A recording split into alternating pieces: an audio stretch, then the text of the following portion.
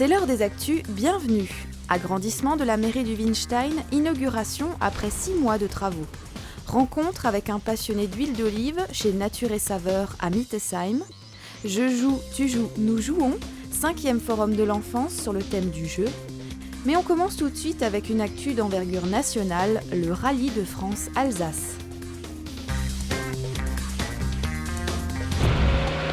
L'information a fait le tour de toutes les chaînes. Sébastien Loeb remporte son 9e titre mondial de champion du monde des rallyes. C'est vraisemblablement le dernier en catégorie WRC, mais l'année prochaine, le Haguenovien aimerait courir encore 4 rallyes, dont le rallye d'Alsace. Il sera à coup sûr porté par ses supporters et la ferveur des Alsaciens, car ils sont nombreux les spectateurs du pays de Niederbronn à avoir encouragé le champion. Certains ont même fait partie des 250 bénévoles qui s'occupaient de la sécurité. Équipés de chasubles et casquettes, ils ont guidé les voitures en sortie de stand par exemple.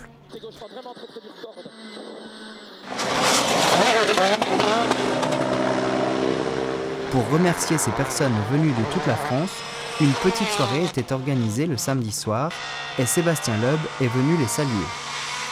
Ces bénévoles ne sont pas les seuls à avoir participé au rallye. Le champion local, Frédéric Oswald, a couru les spéciales.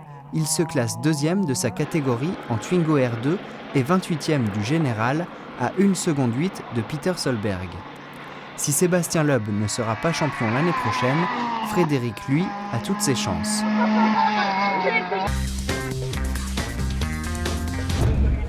Inauguration en grande pompe le 6 octobre, Winstein est fier de présenter la toute nouvelle aile de la mairie. Un bâtiment moderne accolé à celui déjà existant, une décision difficile à prendre et qui a valu de nombreuses heures de réflexion. Notre souci majeur, c'était l'intégration dans notre paysage, dans notre environnement sensible. Parce que le bâtiment où nous sommes, c'est un bâtiment qui a pratiquement 200 ans d'âge. Et construire accoler un bâtiment dans l'architecture d'il y a 200 ans, ce n'était pas possible. Donc on a longuement réfléchi pour voir un peu ce qu'on pourrait faire.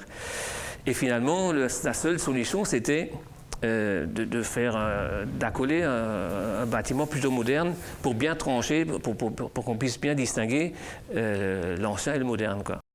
Se sentant de plus en plus à l'étroit dans l'ancien bâtiment de l'école, qui a fermé ses portes en 1987, la décision d'agrandissement a été prise en 2010.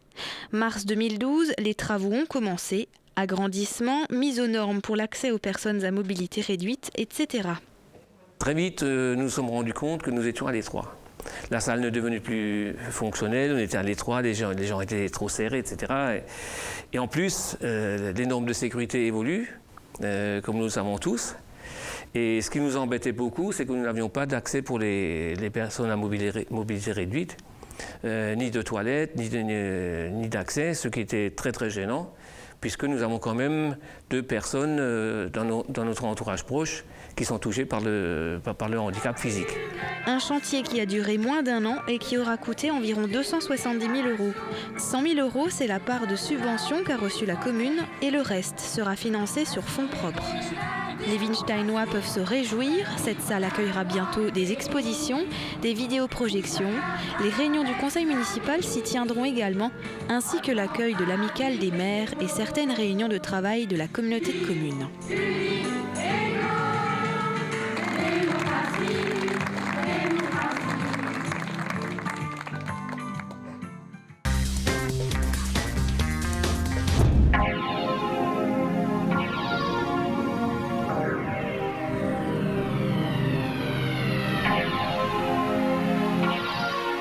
Les olives n'ont pas de secret pour Nature et Saveur. Créée en 2007, cette société, basée depuis 1 an à Mittesheim, est spécialisée dans la création d'huile d'olive pour les grands noms de la gastronomie. Nous travaillons en collaboration avec les grands chefs de cuisine, des étoilés, ou pas forcément, par contre, qui font de la restauration gastronomique.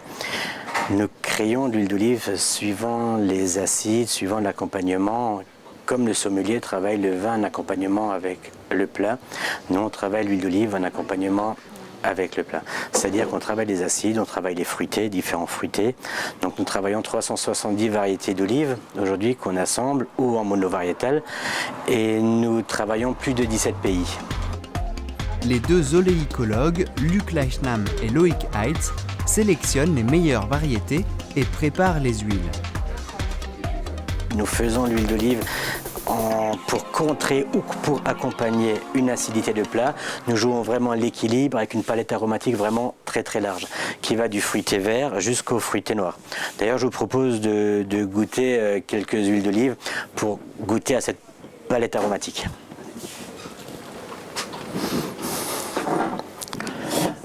Voilà donc comment goûter une huile d'olive. Souvent les gens posent la même question. On va partir du principe qu'on a trois fruités, les fruités verts, les fruités mûrs et les fruités noirs. Ces trois fruités, ce qui vont en fin de compte du plus fort au moins fort. Le plus fort, c'est pour les salades, le moins fort pour le poisson.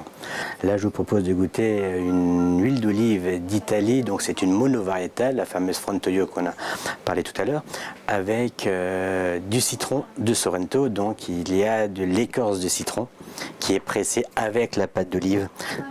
Donc la première des choses, c'est de prendre un verre opaque, puisque l'huile d'olive n'aime pas la lumière. Nous allons passer en premier lieu à sentir l'huile d'olive. Il faut vraiment décomposer dans ce cas-là avec le citron. Il faut qu'on décompose l'olive et le citron. Donc au nez, on a bien les deux principaux ingrédients. Voilà, ensuite après on va goûter ça comme un vin. Nous allons avoir une attaque de bouche, c'est-à-dire le goût de l'olive ou du citron. Nous allons avoir une longueur, le chef va vraiment travailler, et pour avoir un fin de bouche, c'est-à-dire les derniers arômes qu'on va sentir. Il ne faut pas que ça sente le fané, il faut vraiment que ça soit quelque chose de très frais, et ça se boit donc comme du vin. Leur huile est très appréciée. Le 4 juillet, pour la fête nationale américaine, l'ambassade des États-Unis en a commandé 4000 litres. Après Paris et la Bretagne, l'objectif de Nature et Saveur est de se développer sur tout le reste de la France.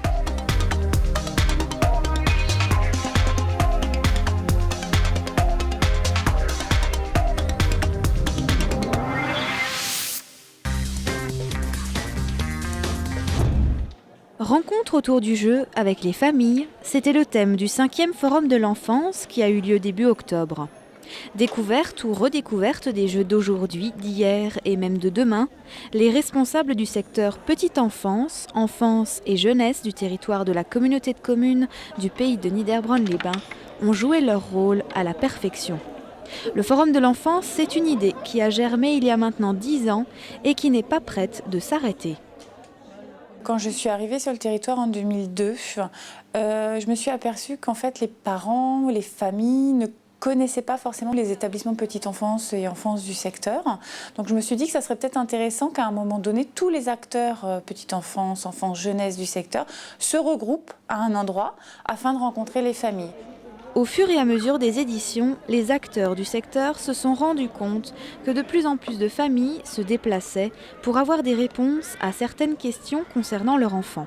Des partenaires participent depuis de nombreuses années à ce forum, comme la CAF, le réseau d'animation intercommunale, Sport, Solidarité, Insertion ou encore la Souris Verte.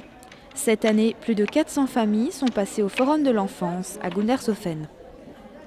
Les parents, effectivement, sont énormément venus dans le but de partager quelque chose déjà avec leur enfant. Parce que c'est vrai que c'est important de se retrouver à un moment donné.